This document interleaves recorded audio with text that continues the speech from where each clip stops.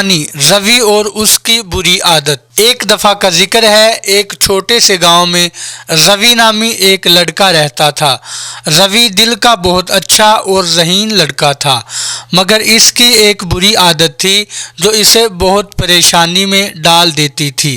وہ ہمیشہ دیر سے پہنچتا تھا، چاہے اسکول ہو، خاندان کی تقریبات ہوں یا دوستوں کی مدد کرنی ہو، روی ہمیشہ دیر سے پہنچتا تھا۔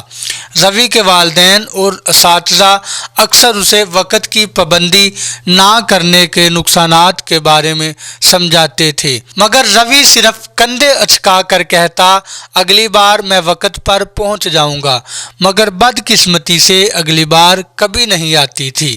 ایک دن گاؤں میں ایک بڑا مقابلہ منعقد کیا گیا، ایک دوڑ جس کا سب لوگ بے صبری سے انتظار کر رہے تھے۔ جیتنے والے کو گاؤں کے سردار کی طرف سے خاص انعام ملنے والا تھا۔ روی اس دوڑ کے بارے میں بہت پرجوش تھا اور انعام جیتنا چاہتا تھا، اس لیے اس نے خود سے وعدہ کیا کہ اس اہم موقع پر وہ دیر نہیں کرے گا۔ دوڑ کے دن روی کے دوست اسے یاد دلانے آئے، روی دیر مت کرنا، دوڑ ٹھیک 9 بجے شروع ہوگی۔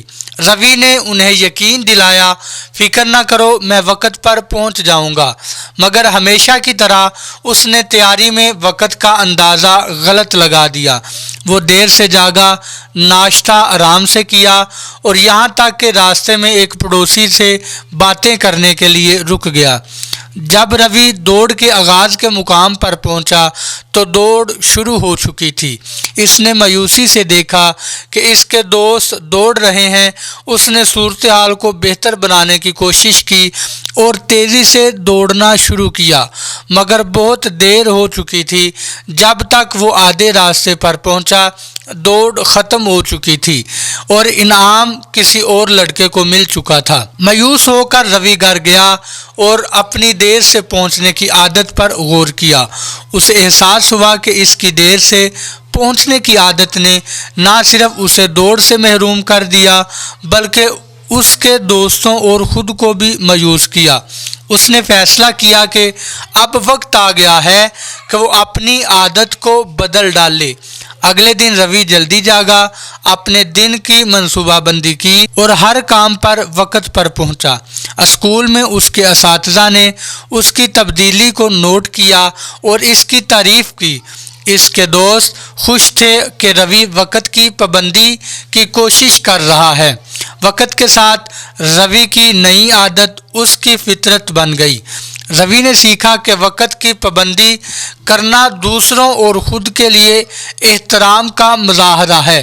اس کی زندگی میں بہتری آئی اور اس نے کبھی کسی اہم موقع کو دوبارہ نہیں گنوایا۔